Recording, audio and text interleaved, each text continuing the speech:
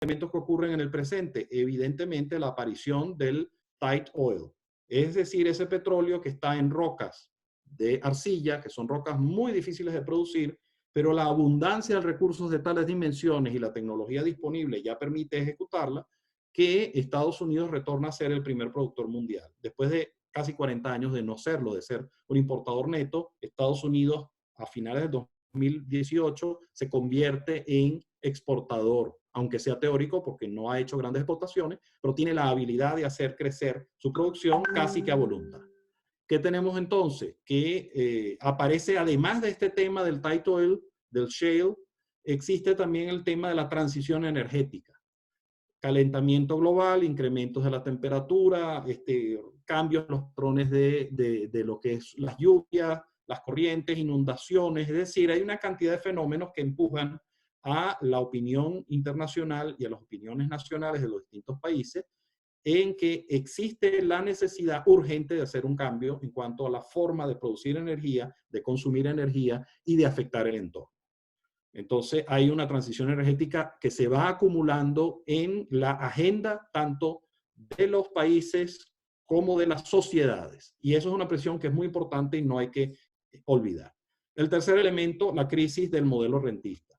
Hay países que han sido muy efectivos en el manejo de sus fondos de origen petrolero, hay otros países que han fracasado de una manera evidente y muy lamentable, por decir, y que están en situaciones críticas cuando el ciclo natural del modelo del negocio petrolero ocurre a baja.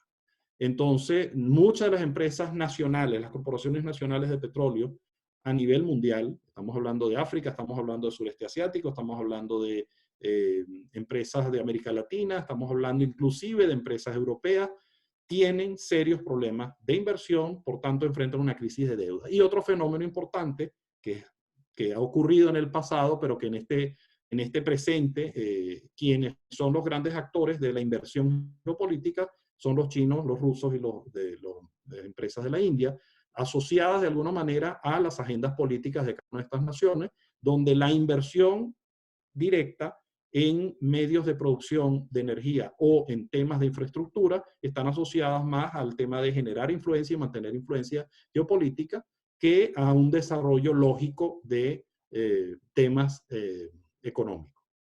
Y cuando no hay dinero con qué pagar esos préstamos, ahí es donde empieza a ocurrir un tema, una crisis de deuda que puede ser delicada. Después de este tema, la siguiente lámina, nos aparece también la necesidad a nivel de los grandes productores petroleros. Aquí estamos hablando de Saudi Aramco, estamos hablando de las empresas nacionales de Emiratos Árabes, de Kuwait, etcétera, etcétera, que han tenido de repente un buen manejo, de manera general, un buen manejo financiero, que necesitan limpiar sus hojas de balance financiero y tienen que flexibilizar el acceso a los ingresos. Simplemente su modelo económico no es un modelo sostenible y aparecen cosas como la venta en bolsa de una porción pequeña de la empresa Aramco y el intento en otras partes, sobre todo de Oriente Medio, de flexibilizar también el acceso a estas empresas a través por la vía de la compra de acciones. Tenemos entonces que los grandes actores en el mundo petrolero ahora son las grandes empresas rusas, las grandes empresas chinas, las empresas americanas siguen existiendo y los grandes, digamos, ejecutores de las agendas nacionales como un Pemex, un PDVSA, un Petrobras, entran en unas situaciones de iliquidez muy fuerte por temas diversos, pero que básicamente es común. Entonces, las empresas estatales tienden a tener un modelo muy debilitado en este momento. Vamos a ver la próxima lámina. La respuesta que ha sido de los estados, por ejemplo, en América Latina, ha sido diversificar el acceso a lo que es la inversión extranjera, facilitando los famosos contratos petroleros que fueron haciéndose cada vez más difíciles de manejar por parte de inversionistas extranjeros. La próxima, sí, por favor.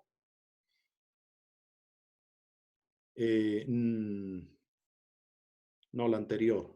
Creo que saltamos dos. La siguiente, después de esta, sí. Aquí está. Eh, Y no se volvió a lanzar.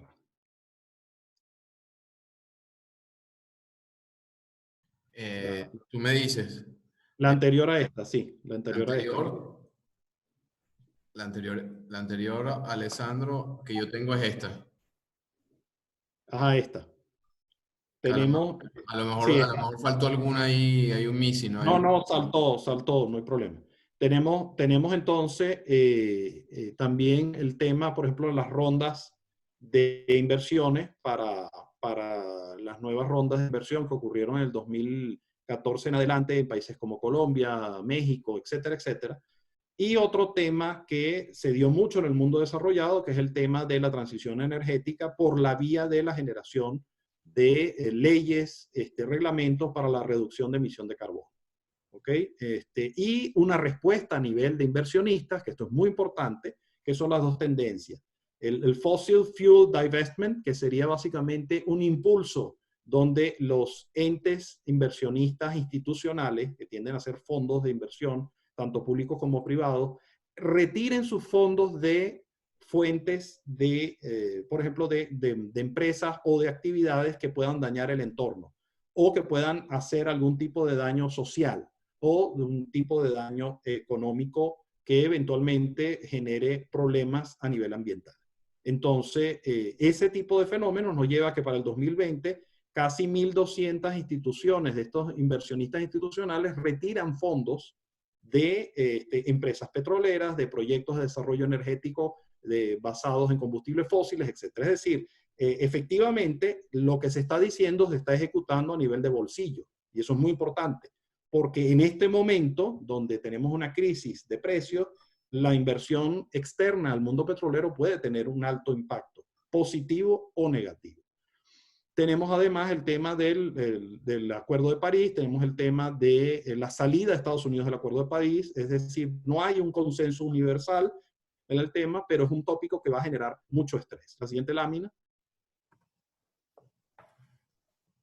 Estas dos láminas son muy rápidas. Los 10 productores actuales nos plantean una visión muy importante. Estos 10 productores tienden a ser simultáneamente, la mitad de estos 10 productores son también parte de la siguiente lámina, que son los 10 consumidores de petróleo. Entonces, de alguna manera, los consumidores han buscado poner orden en el mercado a través del acceso o la generación de fuentes de petróleo bajo su propio control, ya sea por la vía del desarrollo, por la vía de la compra, por la vía del aseguramiento financiero del acceso a esas cuentas.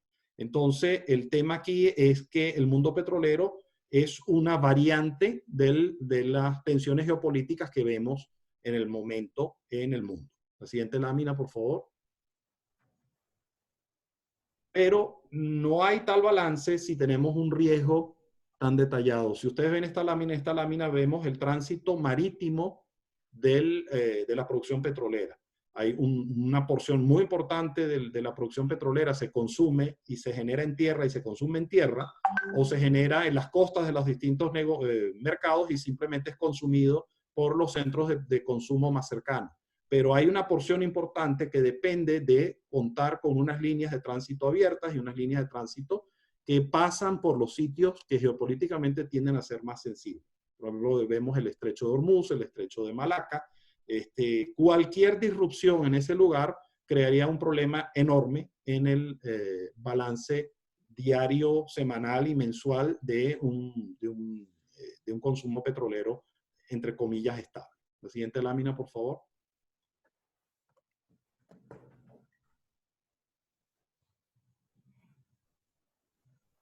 Fondos soberanos. Hablemos de Noruega. Noruega fue un gran productor petrolero, sigue siendo un productor importante, produce aproximadamente 1,6 millones de barriles diarios, no es de pensar que es un número pequeño, pero llegó a producir casi 4 millones de barriles diarios. ¿Qué ha hecho Noruega? Esta lámina simplemente nos dice que por la vía de la creación de los fondos soberanos de inversión, Noruega logró preparar su mundo del petróleo después del petróleo. Si vemos la columna de la derecha, la cantidad de activos que tiene en ese fondo equivaldrían a una producción de casi 16 millones de barriles diarios por 10 años. Ese es el valor equivalente a los precios actuales.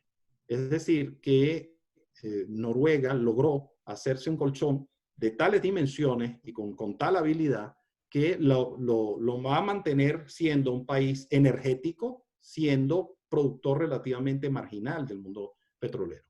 Porque ha tenido una habilidad y una capacidad de reconvertir, de sembrar el famoso petróleo. Aquí está básicamente lo que se hablaba en los años 40 y 50 en Venezuela de lo que era sembrar petróleo. Aquí se demuestra cómo se siembra el petróleo. Países como los Emiratos Árabes también han logrado hacer eso, Qatar, Kuwait, Arabia Saudita, de alguna manera también lo ha logrado. Y otros países han tratado de mantener esto. En esta tabla se muestran aquellos activos o fondos soberanos con activos superiores a 65 o 60 millardos de dólares en activos. La próxima lámina, por favor.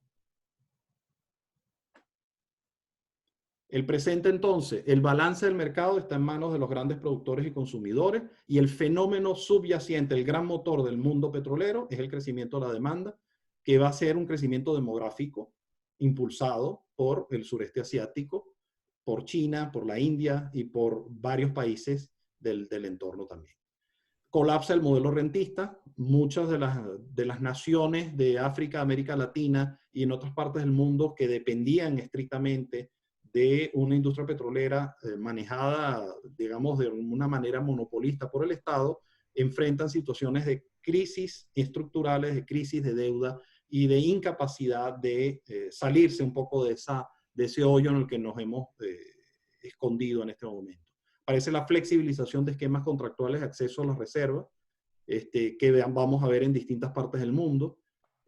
Una reducción importante de fuentes de inversión institucional en el mundo petrolero y del gas, guerras comerciales que van a empezar a ser cada vez más efectivas, y sigue habiendo un empuje global hacia la transición energética. La próxima lámina, por favor. Y llega el 2020. Próxima lámina. El 2020 es un año atípico, es un año que va a servir en los calendarios para decir dónde estabas tú cuando estabas en la pandemia, dónde te agarró la pandemia. Es decir, esos años que van a quedar fijos en la memoria de la humanidad entera. Para noviembre del 2019 hasta enero del 2020 en Australia hubo ya unos 10 millones de hectáreas incendiadas. Venía el año 2019 terminando en una situación como de confusión y de caos, algo estaba pasando. En enero hasta abril del año 2020 se dispara la epidemia de coronavirus en China, con la disrupción de la demanda petrolera, grave, con la sobreoferta petrolera, gravísimo, y con la dislocación de los sistemas de producción de manufactura de prácticamente todas las industrias, que estaban de alguna manera dependiendo del mercado chino en cuanto a la manufactura. La OPEP expandida, incluyendo a Rusia, en marzo del 2020 hay un colapso del acuerdo donde se había mantenido cierto control de la producción desde el 2014 hasta el 2019, y entramos de lleno en una guerra de precios y súbitamente se dispara una pandemia, porque la misma epidemia en China resultó ser la fuente de la pandemia en el resto del mundo. Para finales, ahora se sabe que para finales del 2019 ya en Europa había casos, aunque nadie los había detectado, ya había una diseminación del virus, del coronavirus en distintas partes del mundo. Eso se manifiesta de marzo a junio con las grandes cuarentenas, una gran recesión, por tanto un consumo menor de petróleo, y un efecto interesante que es al incluir a todo el mundo encerrado en la casa, la naturaleza tiene como la posibilidad de tener un respiro, y hay un renacimiento ambiental notorio. Disminuye la contaminación ambiental, es notoria la presencia de especies marinas que habían desaparecido en las costas. Hay una cantidad de elementos que nos indican que nuestra relación con el entorno debe ser revisada. La pandemia del COVID-19 nos está dejando como regalo unas discontinuidades importantes en el mercado mundial. Tenemos guerra de precios, colapso de la demanda, quiebre de lo que es el modelo de supply chain a nivel mundial para muchos productos y muchas industrias, y tenemos sobre todo unas distorsiones terribles en el mundo petrolero por el colapso de la capacidad de almacenamiento. Había demasiada producción petrolera, impulsada inclusive por esta guerra de precios, donde no había ya una capacidad suficiente de almacenar. El mundo puede tener el equivalente a 2 meses de producción como capacidad de almacenamiento, y esos 2 meses de producción ya están prácticamente copados para mediados del mes de abril. Entonces, es un fenómeno que va a tardar un tiempo en ser absorbido. La próxima lámina, por favor. Viene el futuro, la próxima lámina. ¿Qué nos depara el futuro? Para nosotros, entender, yo no entro en pánico, yo digo que la industria petrolera es uno de los conceptos que la humanidad ha creado y que ha tenido una demostración de fortaleza, de creatividad y de capacidad innegable de adaptación y de una inventiva continua. Entonces, no hay duda al respecto. El futuro va a ser positivo para la industria petrolera. Hay elementos intermedios que hay que resolver. Va a haber dolor, va a haber costos importantes, sí, va a haber ganadores, va a haber perdedores también. La sobreoferta va a desaparecer eventualmente, las distorsiones de mercado se van a resolver al evolucionar la pandemia, a la actividad reactivarse a nivel económica, la parte básica, transporte, industria, viajes, etcétera. Esa sobreoferta va a tener que disminuir. Los gobiernos y los bancos centrales e instituciones internacionales tienen que apoyar el proceso del retorno a la normalidad, lo están haciendo, la demostración es evidente, inclusive se está hablando en Estados Unidos de un plan específico del gobierno americano para soporte a las industrias petroleras, cosa que hubiese sido peligroso desde el punto de vista político escasamente 3 meses atrás. Pero se entiende la situación y se entiende la coyuntura. La demografía seguirá guiando la demanda base. El mundo va a seguir creciendo, somos casi 8 millardos de pobladores en este planeta, todos necesitamos energía. La industria de la energía básicamente es la sangre y el corazón de toda la humanidad, de toda la población del mundo, dependiendo de una cantidad de actividades que dependen de la disponibilidad y del uso correcto de la energía. La conflictividad geopolítica lamentablemente se va a exacerbar. Hay muchas de las diversidades de opinión que se están poniendo en evidencia y vamos a tener los puntos de conflicto militar, político y comercial, van a ser notorios en los próximos meses. En ausencia de inversiones importantes, la declinación petrolera se va a encargar por sí misma de ahorrar o reducir de entre 5 y 10 millones de barriles día de capacidad. Eso es por naturaleza del esquema petrolero. No se puede hacer nada. Lamentablemente, un cierre apresurado de la producción petrolera puede dañar muchos yacimientos y puede generar inconvenientes que a la vuelta de los próximos 12 a 24 meses va a generar la semilla de un crecimiento de los precios. Porque al no poder reactivar rápidamente la producción en ciertas áreas, por el daño ejecutado por los cierres apresurados, vamos a tener entonces que ver el crecimiento de los precios para poder facilitar la reapertura de la producción bajo condiciones de reinversión más efectiva. La gran víctima del COVID-19 es el modelo global de supply chain. No prefiero comprarle a nadie, prefiero hacerlo en casa. El made here, el hecho aquí, va a ser la nueva norma. Próxima lámina. Tenemos el primer escenario, llamémoslo una pandemia de media intensidad, lo que está ocurriendo en partes de Europa, lo que está ocurriendo en partes del sureste asiático, en elementos del norte de Europa también, donde vamos a tratar de retomar la vida normal, vamos a entender y convivir que la pandemia va a estar con nosotros varios meses más y cuidados un par de años más, y vamos a tratar de manejarnos de esta manera. Esta demanda estabilizará más aproximadamente un 60-70% del valor actual o del valor del 2019. Ese 60-70%, obviamente a nivel petrolero es delicado, pues estamos hablando de una reducción del 30% del negocio. Los convencionales, es decir, el crudo liviano y mediano, van a bajar su producción.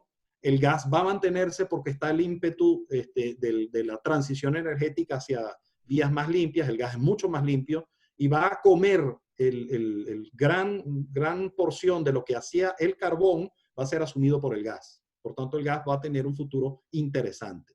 Los no convencionales, por ser más costosos, llámese crudo extrapesado, llámese tight gas y tight oil, es posible que tengan la vida muy dura en estos momentos. Tight oil, por ejemplo, se espera un cierre importante de la capacidad de producción en Estados Unidos. Y estamos hablando súbitamente de una desaparición de 2, 3, 4 millones de barriles por día de una manera automática.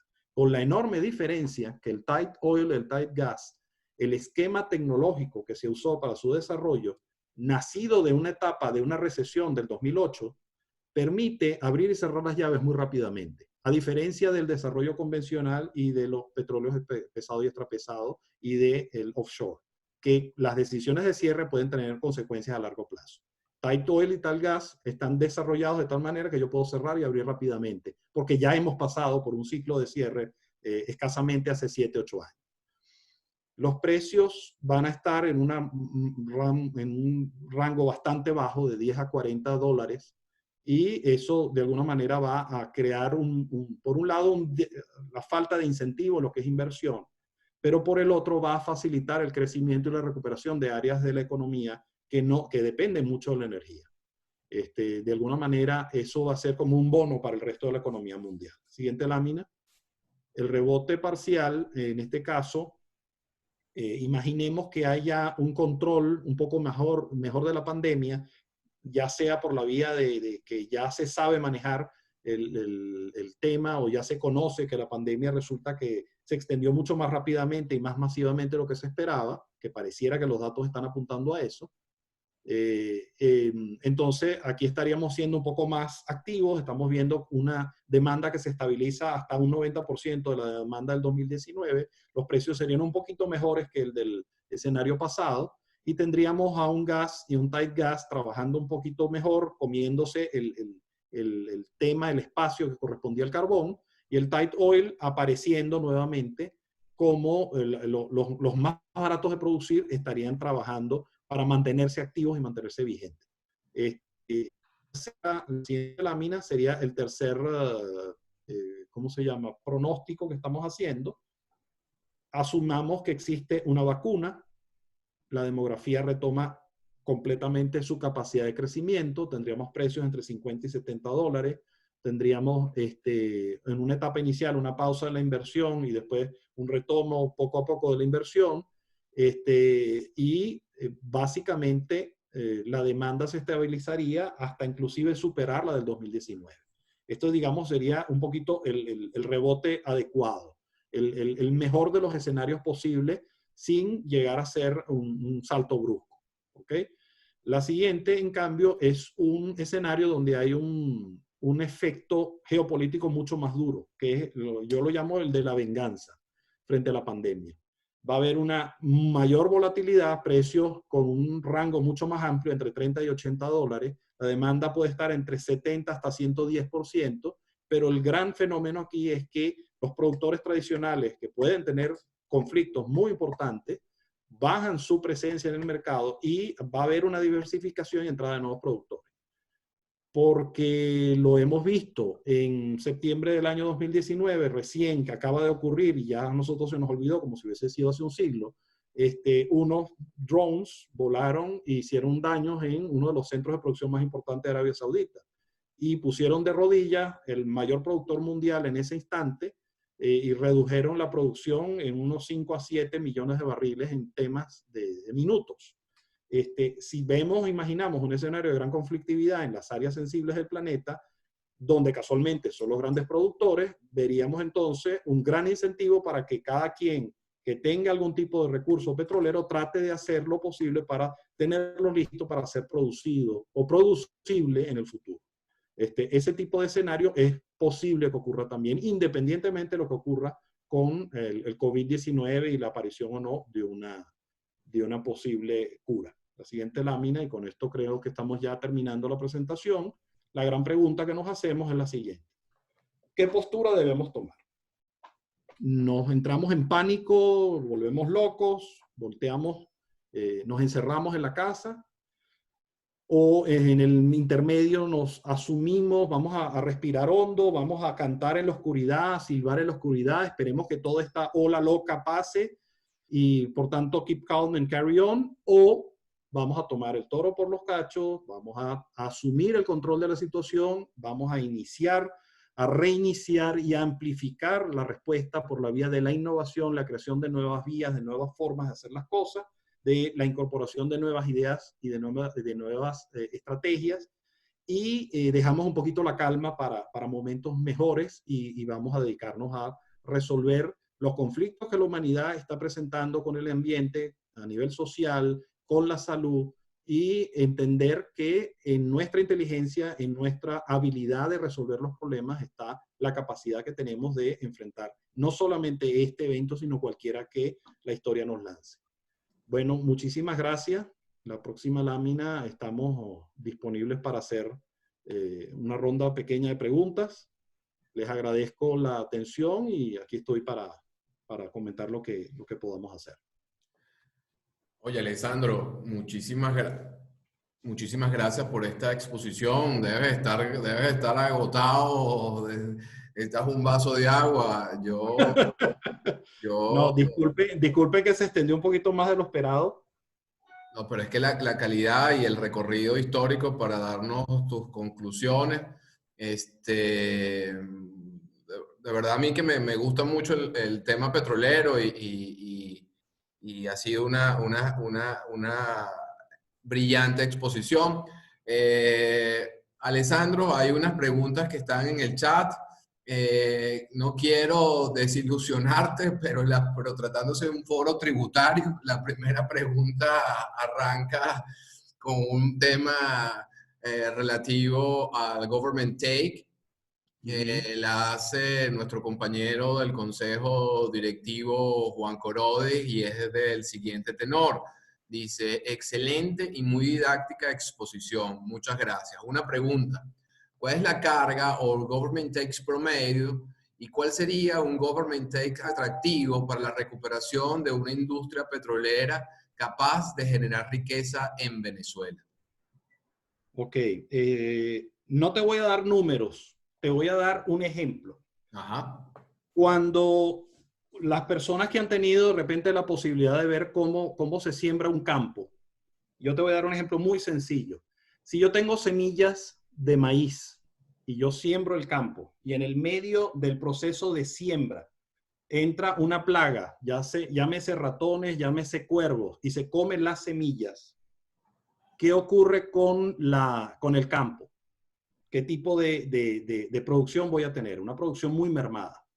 El government take, cuando se convierte en un esquema asociado a la producción del petróleo y no a tasar la capacidad de generación de riqueza global que esa producción pudiera generar, estamos estrangulando de raíz y estamos, por tanto, minimizando el impacto de esa industria petrolera. El modelo de la estatización que ha ocurrido en distintas partes del mundo apunta a esa vía. Los distintos gobiernos asfixiaron la capacidad de creación económica asociada con el mundo petrolero.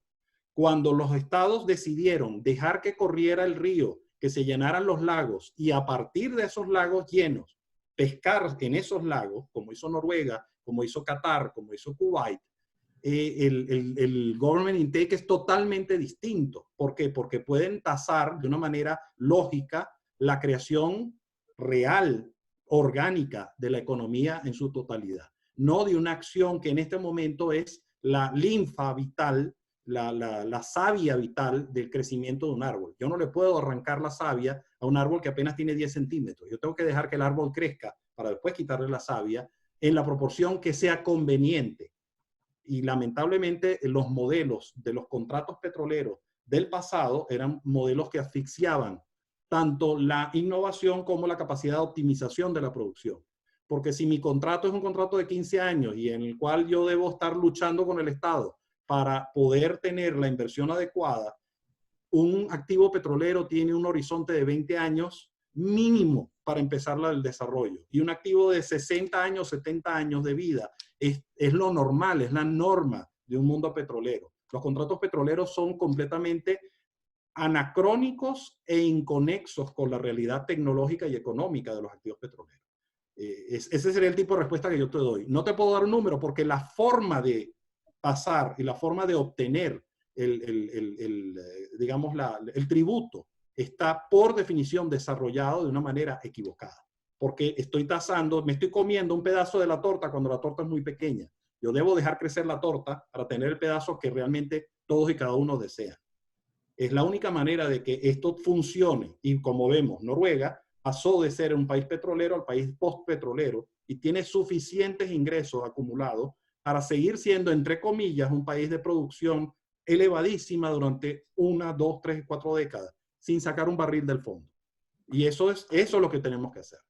Muchas gracias, Alessandro. Alessandro, te voy a pedir que reduzcamos la respuesta para darle la oportunidad de hacerte la mayor cantidad. Dale, dale. Jesús Patiño, tributarista o prestado o a la industria petrolera, hace la siguiente pregunta. En el caso venezolano, el mejoramiento del crudo extrapesado de la faja, es donde se encuentra la cadena de valor, ¿se pudiera asemejar como actividad primaria o como refinación? Legalmente no es claro, señala Patiño. Tecnológicamente se asemeja es un requerimiento del punto de vista del midstream. Yo como comercio y suministro debo vender un producto que sea estable con consideraciones de metales pesados y de contaminantes bajos y que además sea capaz de tener un valor de comercio, un valor de mercado estable en el tiempo y adecuado para las refinerías a las cuales yo voy a vender. Entonces, realmente está en la transición entre el midstream y el downstream. Y como tecnología es prácticamente refinación. Entonces, tecnológicamente es requerido por el midstream y tecnológicamente, legalmente, perdón, por el midstream y comercialmente y tecnológicamente es parte del downstream. Y cuando tú ves un mejorador no lo puedes diferenciar. Para nosotros los legos, los que no somos expertos en refinación, vemos aquello es una instalación gigantesca y tú no dirías que es distinta a una refinería. Iván López, amigo tributarista, que también sigue muy de cerca el tema petrolero, dice, considerando la política de independencia energética de los Estados Unidos y su meta de 20 millones de barriles diarios de petróleo para el 2025, y que Libia e Irán están prácticamente fuera del mercado, y aquí viene la pregunta, ¿cree que es viable nuestro plan de reactivación petrolera? A ver, no diría que Irán está fuera del mercado, no diría que Libia está fuera del mercado. Es asombroso cómo la industria petrolera iraní, la industria petrolera libia, bajo todas las condiciones contrarias, siguen produciendo y en cantidades que yo diría asombrosas.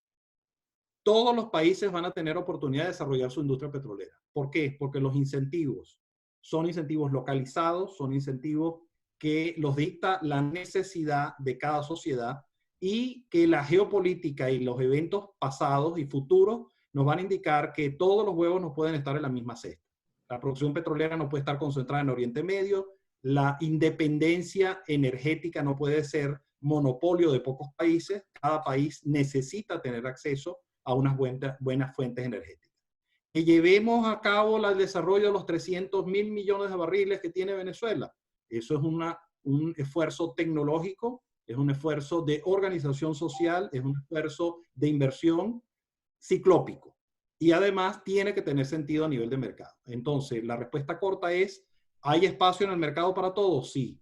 Cada quien va a tener su punto de equilibrio y es importante que las naciones sean coherentes con esos puntos de equilibrio y con las capacidades reales que tienen. Sobreinvertir no es la solución y tampoco rinconarse es la solución. Debe haber un punto medio que nos permita obtener el máximo de beneficio de los recursos que tenemos. Sin conocimiento y sin gente preparada, eso sí, no vamos a poder desarrollar una industria petrolera. Tienes dos felicitaciones de dos de nuestros asistentes a este foro, Eli Carrieles y de Cristina. Y nuestro amigo y también tributarista Rafael Enrique Tobía desde Santiago de Chile te hace la siguiente pregunta. Excelente presentación y muy agradecido. Su pregunta es, ¿se ha estimado cuál sería el monto de la inversión extranjera que se requiere en los próximos años para reactivar y levantar la industria petrolera en el país? He visto números de distintas entidades y cualquier cantidad, yo te puedo dar un número corto, muy rápido, de medidas que he tenido que hacer haciendo análisis para distintos activos. La capacidad el potencial de producción por cada barril día está entre 20.000 a 100.000 dólares. Tú ponle la cantidad que quieres producir e imagínate la inversión que tienes que hacer. Si tú dices, yo quiero llegar al 1.000.000 de barriles día, multiplica eso por 20.000 hasta 100.000. Eso es más o menos la cantidad de fondos que tú deberías tener a nivel de inversiones. ¿Qué ocurriría si tú además estás diciendo que tienes que mantener toda la cadena de producción por los insumos que tú necesitas. El precio del petróleo que tú vas a vender se convierte en un costo de producción y un costo de insumo. El costo de extrapesado requiere, por el esquema tecnológico que se impuso en el país, requiere de una fracción de crudo liviano que sirva de diluente. Entonces, por cada barril de extrapesado, que ahorita puede estar costando $7 el barril, $10 el barril, tengo que pagar un 15% en petróleo liviano o en nafta, por ejemplo, que me puede estar costando $30 el barril, el negocio no cuadra. Entonces, tengo que saber qué áreas voy a desarrollar, voy a repotenciar. Por tanto, Occidente y ciertas áreas de Oriente son los que deberían ser centrales en este momento y empezar a hacer un trabajo de reacondicionamiento, optimización de la producción existente, eliminar cuellos de botellas, que hay mucho. Pero el tema venezolano no es tecnológico, el tema venezolano es jurídico, el tema venezolano es de contratación, es de muchas tareas que no se han llevado a cabo en mucho tiempo. Por distintas causas. Aquí no estoy haciendo una definición política a favor o en contra. El tema es que la industria petrolera venezolana es una superposición de necesidades contradictorias y una regulación que es incoherente en sí misma desde hace muchos años. Entonces, aquí hay que hacer un trabajo, como quien dice, de borrón y cuenta nueva, tal vez sí. Y la inversión que se tiene que hacer una inversión que permita generar y habilitar otras inversiones futuras. Lanzarse a lo loco a desarrollar potenciales de producción puede no tener sentido en las condiciones actuales. Reciclar la capacidad de producción actual y facilitar que lo que ya sabemos hacer se haga más fácil y más rápido puede tener mucho más sentido. Que sea un ciclo virtuoso y que poco a poco la industria petrolera, que siempre lo ha hecho y siempre ha sabido hacerlo, es capaz de generar interés de los inversionistas, tanto locales como internacionales, y siempre ha sabido canalizar el dinero donde hace falta. Entonces, liberar un poco las amarras y permitir que la industria petrolera reaccione con el concurso de las mejores mentes disponibles es lo que va a hacer que la industria petrolera busque su ruta rápidamente. Hay mucha complejidad que no se va a poder resolver de arriba hacia abajo. Y hay que dejar que las mentes den su contribución. Hay mucha gente muy preparada, hay mucha gente con muy buenas ideas y los temas de limitaciones asociados a la regulación, a la sobreregulación, están creándole problemas. Y no solo a Venezuela, ojo, muchos países petroleros tienen unos entramados regulatorios tan complejos que los están asfixiando en condiciones como las actuales. Mira, Alessandro, yo sé que seguramente esta pregunta la tenías en tu chuleta, pero bueno, es una pregunta que creo que nos hacemos varios en el foro y esta vez la hace Elvira Dupuy, que es expresidente de la Asociación Venezolana de Derecho Tributario, y equivalente también la hace Ronald Leva, amigo y miembro de esta asociación y mi profesor. Elvira dice: además de felicitarse, dice, pregunto, en su opinión, ¿PDVSA es recuperable o es preferible crear una nueva empresa petrolera estatal con o sin participación privada? Y Ronald Evans, en su pregunta, que va alineada con la anterior, dice, ¿qué hacemos con PDVSA? A ver, si tú me lo preguntaras, y si yo no fuera, yo soy italiano, pero soy venezolano, yo me crié en Venezuela, viví prácticamente toda mi vida de infancia y adultez en Venezuela, o sea que el tema para mí es muy delicado. Entiendo además la cantidad de opiniones encontradas que pueden haber. Si yo lo viera de un extremo, de un punto de vista exclusivamente práctico, PDVSA y su esquema de empresas, tal como existe en este momento, es un entramado que en este momento tiene problemas ¿cómo se llama? De pasivos financieros, ambientales, legales, de tales dimensiones que tú no puedes tocar esa estructura. Entonces PDVSA debe permanecer, de alguna manera, el único ejemplo que se me ocurrió es cuando unieron la Alemania del Este con la Alemania del Oeste y crearon la famosa el nombre es gigantesco, larguísimo, pero básicamente era una agencia que manejaba los activos de Alemania del Este para lograr una viabilidad, y una parte de esos activos tuvo que ser manejado por la vía de la venta, por la vía de la entrega a operadores tanto alemanes como externos, que quisieran asumir ese control, y tuvieron que crear una casa donde acumularon todos los pasivos, tanto legales como ambientales, que se encargaran de eso. Es decir, separar lo que está entrabando de lo que puede ejecutar y puede llevar a cabo de una manera productiva la actividad. Entonces, en este momento, la legislación venezolana y la exposición comercial y legal que tiene PDVSA como institución es tan extraordinariamente enredada que tocar PDVSA en este momento te puede crear unos problemas enormes a nivel de mercado internacional y a nivel interno. Solamente imaginar la litigación de los trabajadores, de las distintas generaciones que han sido ingresados y después votados de la empresa, con tantas irregularidades que pudo haber habido en los procesos. Solamente esa parte a nivel de litigio puede quebrar a varias empresas como PDVSA. Entonces, el lograr mantener esa conflictividad bajo control desde el punto de vista legal y jurídico es una de las primeras necesidades.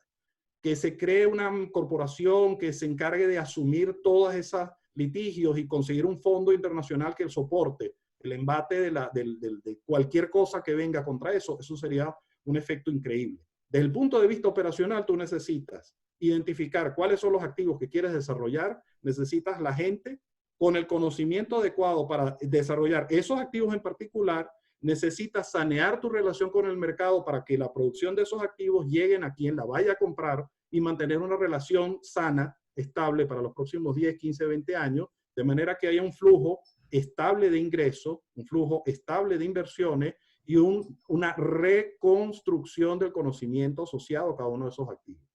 Que serán los 200 grandes yacimientos o grandes campos que tiene PDVSA, a lo mejor empezarás por el 5% de eso, por el 10% de eso, por el 20% de eso. Y ya en un proceso de un círculo virtuoso lograrás hacer eso.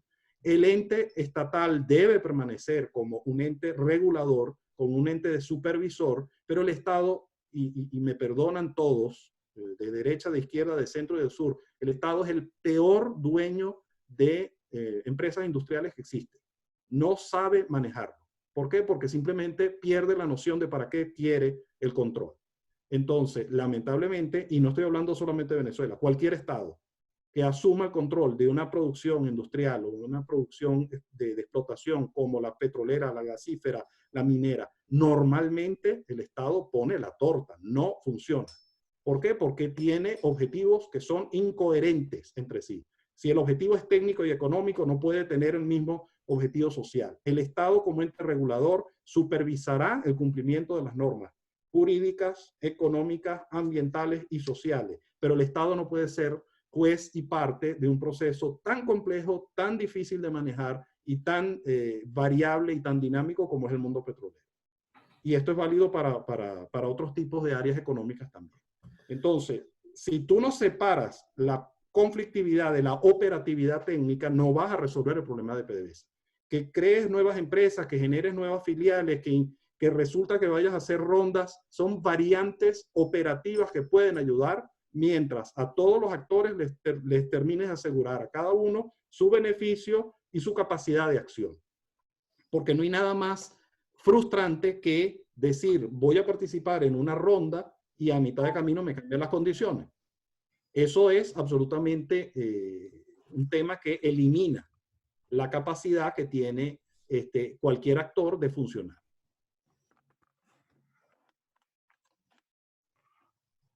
Gracias, Alessandro. Mira, tenemos una última pregunta. Estamos un poco pasados en cuanto al tiempo, pero tomando en cuenta de quién la hace a Alessandro, que es un abogado de uno de los estados más golpeados, petroleros más golpeados, que es David Mucharrach Fitch, dice lo siguiente: gracias por el evento de la BDT, gracias David por acompañarnos, te felicita por tu exposición y te hace la siguiente pregunta: ¿qué opinión le merece la apertura en México? ¿Cree que es un modelo a seguir? A ver, no, por el grado de detalle, entiendo que México ha hecho no una ronda, ha tenido múltiples variantes y ha tenido una multiplicidad de opciones de contratación y de tipos de interacción con actores técnicos, actores operadores, con generadores o importadores de tecnología. Entonces, hablar de una opinión general es muy complicado. Y nuevamente, la intervención abrupta del Estado en un proceso donde todavía no se había desarrollado a plenitud la interacción de cada una de estas rondas ha dado al traste con el efecto que se podía esperar, ¿no?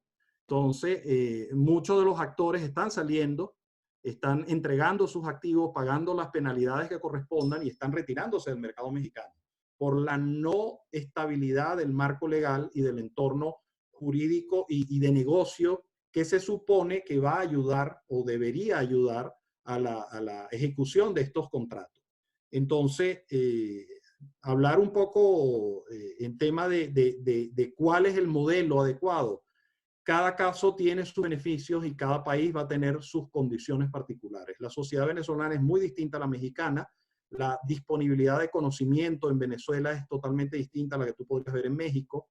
Y de repente la estructura, la forma como estructura una cadena de ejecución de un activo de yacimiento petrolífero, desde el desarrollo hasta la operación y finalmente la comercialización del producto, puede ser muy distinto en Venezuela de lo que podrías hacer en otros países de América Latina. Pero lo que sí hay que tener claro es que primero hay que, si vamos a hacer un negocio, ese negocio debe ser respetado durante la duración de la vida útil de ese contrato. Y segundo, si hay que hacer cambios, los cambios deben mejorar a todos los integrantes del mercado, no solamente algunos en particular en contra de otros, porque eso crea divisiones y crea el incentivo negativo de retirarse del mercado cuando hace más falta. Y eso es básicamente un comentario que yo haría. No soy experto en el mundo mexicano, pero de toda la información que he leído y los comentarios que he recibido, ha habido un manejo incoherente. Nuevamente, se ponen unas reglas que después no se cumplen. Y lamentablemente, las decisiones que se lanzan, las solicitudes que se emiten al mercado, se dice que en un año se va a tener la respuesta de la ronda y tardan 3 años en dar la respuesta. Las condiciones y las ventanas de oportunidad son radicalmente cambiantes si yo tengo que no ajustarme a unas condiciones que se suponía que eran claras al principio. Alessandro, de verdad, muchísimas gracias. Gracias a los asistentes. Sé que nos excedimos un poco en el tiempo, pero la verdad ha resultado tan ilustrativa, tan didáctica. Las preguntas, además, muy interesantes, los cuales agradecemos. Yo quisiera, antes de despedirnos, primero me gustaría, Alessandro, agradecerle a Oscar Cunto que nos puso en contacto contigo. De verdad, Comprometerte para en un futuro tener otra sesión. Y esta quizás un poco más retadora para ti, Alessandro. Un poco nos gustaría conversar más específico acerca del government take en Venezuela. Regalías versus impuestos sobre la renta, windfall taxes, estos temas de impuestos sobre ganancias exorbitantes. Porque como Asociación Venezolana de Derecho Tributario nos interesa examinar cuál es el mejor esquema para la tributación de la industria petrolera, sobre todo de cara a esto que tú conversabas, de una recuperación de la industria petrolera. Bueno, tarea para la casa, porque el Tarea tema para se la las casa y para trae. todos nosotros, así El es. tema se las trae, sí, Se las señor. trae. Pero queremos agradecerte tu participación este viernes contigo. Gracias por compartir tus láminas. Éxito en el proyecto que estás llevando a cabo de emprendimiento a través de Saglio. Y bueno, a mis amigos y a los amigos que nos acompañaron hoy, los invitamos al próximo viernes a continuar con nuestros encuentros tributarios. Tenemos otro encuentro muy enriquecedor, o será otro encuentro muy enriquecedor, esta vez con César García Novoa, hablando de los tratados internacionales para evitar la doble tributación. Alessandro, te doy unos minutos para que te despidas y cerrar el evento del día de hoy. Bueno, muchísimas gracias a todos, de verdad un gran placer. Para mí ha sido un honor poder dedicar un tiempo a reflexionar y sacar un poquito de conclusiones preliminares.